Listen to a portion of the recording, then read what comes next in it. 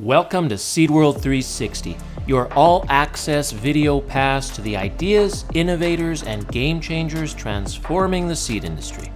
This is Genetic Markers, a series where we connect the dots on what makes an important person tick and why they matter for plant breeders, seed developers, and the future of food.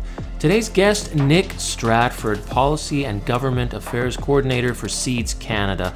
Nick brings an outsider's curiosity and a policy-savvy edge to Seeds Canada, having joined in early 2024 with a background in sustainable development from the University of Sussex. He's now driving the organization's member-rooted sustainability guide and regulatory engagement with equal parts wit and strategy.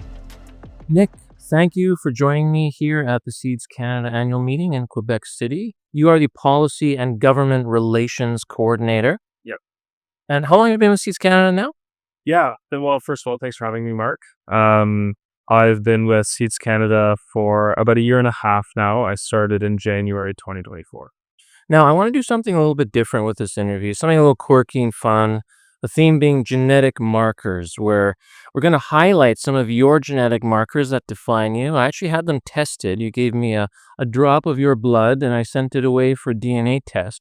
And it came back, of course, with millions of genetic markers, which I narrowed down to 4 really specific ones that I think really define you. And so I'm going to go through each of these one by one. And the first one that came back was bridge builder. You've got this in your DNA as, doing what you do in your job. You can really bring people together and have a discussion. You had to do that recently, coming up with the Seeds Canada sustainability report. So you play, a really visible role in bringing together diverse voices from the public and private sectors, breeders, seed growers, regulators, exporters.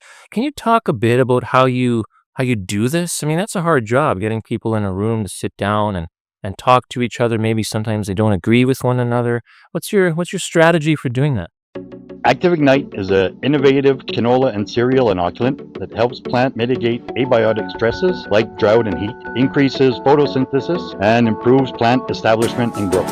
Active Ignite harnesses the power of serendipita, a beneficial fungus that colonizes plant roots, triggering the plant's own biostimulant mechanism. In trial at 33 sites, Active Ignite improved canola yields by 2.4 bushels an acre and durum wheat by 3.5 bushels an acre.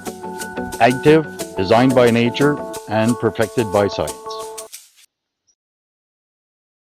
Yeah, totally. So thanks for the question. In terms of bringing together diverse voices, for me, it's all about finding commonalities. So it's, our membership is such a wide, diverse group that if you get into the specifics, it's going to be maybe a little bit conflicting. So what we've done is we've taken kind of all of the different interests from our membership, and we've found what works for all of them. What are the commonalities? Boiling it down, taking out kind of the specifics, but boiling down the big pictures. What do all of our members have in common?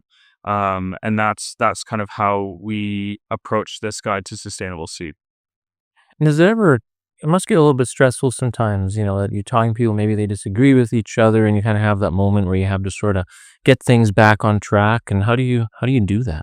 Yeah, I mean, it can be a challenge for sure, but I think ultimately what we found, especially with this guide to sustainable seed, was that for the most part, everybody was in agreement that there were 3 pillars that we needed to focus on, which were economic sustainability, social sustainability, and environmental sustainability. And even though there may have been squabbles here and there on kind of nuances of how we deliver that message, the message was the same, and everybody agreed on that. And so that helped us move things forward. Now, the next genetic marker, was precision-minded. Now, you're someone who's involved, obviously, in the policy side of the seed sector, and you're known for really a deep commitment to accuracy and detail. So talk about how you do this and maybe some recent wins and challenges in that area. Totally. So for precision, again, kind of looking back at our guide to sustainable seed, and there's a lot of information on there, and we want to make sure that, the information to the best of our knowledge is right or up to date.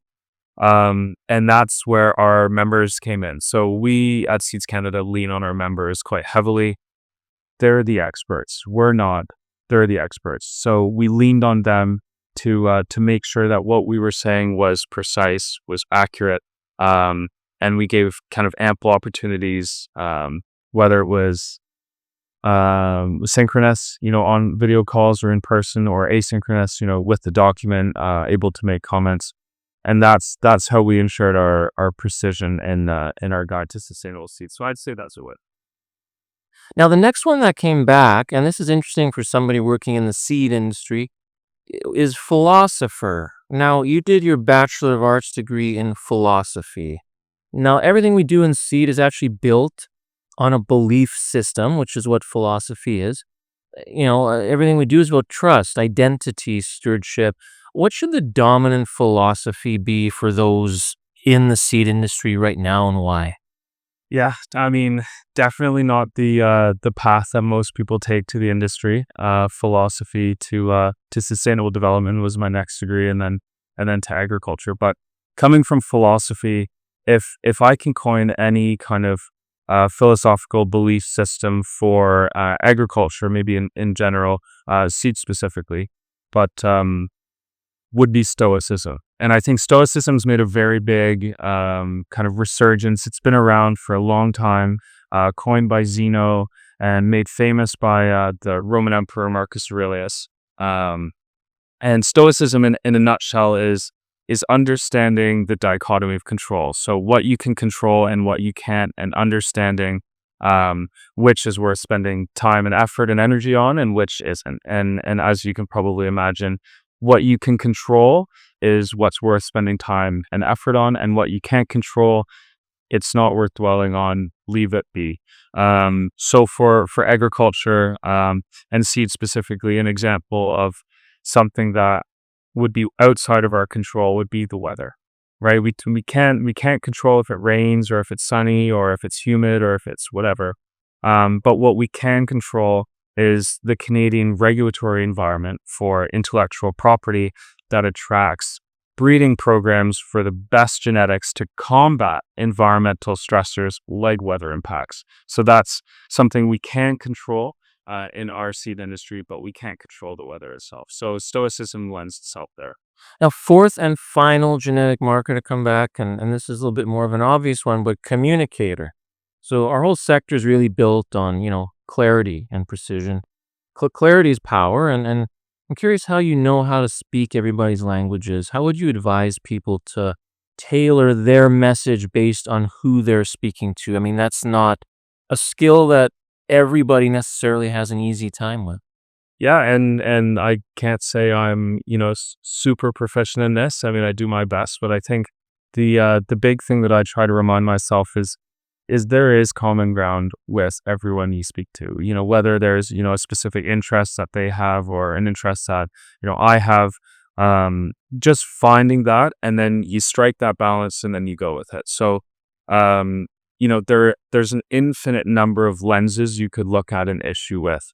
It's just finding that right lens to frame the issue that's going to be understood best between you and me, or, me and regulators or whoever. So really it's just finding that common ground, and making sure that even though, the approach might change, right, on how we speak about a certain thing, but the thing itself doesn't change. Like, there are fundamental core values that we want to address, but we want to make sure we're using the right lens for that specific time. This was great. Thank you again, Nick, for giving me that drop of blood, sir. Of course, yeah. Any time for the good of the cause. Thanks for your time.